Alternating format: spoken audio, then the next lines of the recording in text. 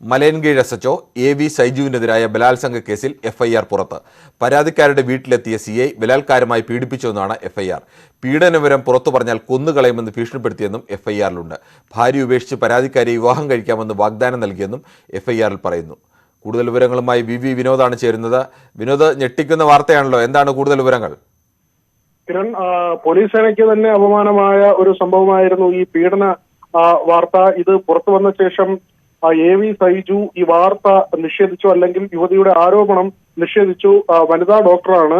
2019-ലാണ് ഒരു പരാതിയുമായി സൈജുവിനെ കാണാൻ മലയൻകീഴ് സ്റ്റേഷനിൽ ഈ വനിതാ ഡോക്ടർ എത്തുന്നത്. അവരുടെ ഒരു കടമുറി ഒഴിപ്പിച്ചു നൽകുന്നതുമായി ബന്ധപ്പെട്ട കേസായിരുന്നു. പിന്നീട് സൗഹൃദം സ്ഥാപിക്കുകയും വീട്ടിലെത്തുകയും ശസ്ത്രക്രിയ കഴിഞ്ഞ് നിന്ന യുവതിയെ ലൈംഗികമായി പീഡിപ്പിക്കുകയും ചെയ്തു. 3-ലേറെ തവണ ഇത്തരത്തിൽ ലൈംഗിക പീഡനം നടന്നതായി ഇപ്പോൾ FIR-ൽ തന്നെ വ്യക്തമാക്കുന്നു.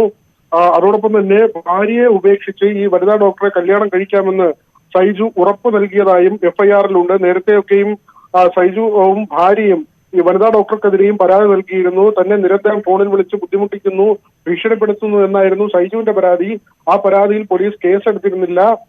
പോലീസ് അസോസിയേഷന്റെ നേതാവ് കൂടിയാണ് സൈജു. തിരുവനന്തപുരം റൂറൽ ജില്ലാ പ്രസിഡന്റ് ആയിരുന്നു. ആ സ്ഥാനത്ത് നിന്ന് ഇപ്പോൾ അസോസിയേഷൻ സൈജുവിനെ മാറ്റിയിട്ടുണ്ട്. ഏതായിരുന്നാലും ഈ FIR വന്ന സ്ഥിതിക്ക് അറസ്റ്റിലേക്ക് ഉൾപ്പെടെ കാര്യങ്ങൾ നീളുമോ എന്നതാണ് ഏറ്റവും പ്രധാനപ്പെട്ട കാര്യം. മാത്രമല്ല, സൈജുവിനെ സ്റ്റേഷൻ ചുമതലയിൽ നിന്ന് മാറ്റി കഴിഞ്ഞ ദിവസം പോലീസ് ആസ്ഥാനത്തേക്ക് മാറ്റിക്കൊണ്ടുള്ള ഉത്തരവും പുറത്തു വന്നിരുന്നു. കിരൺ.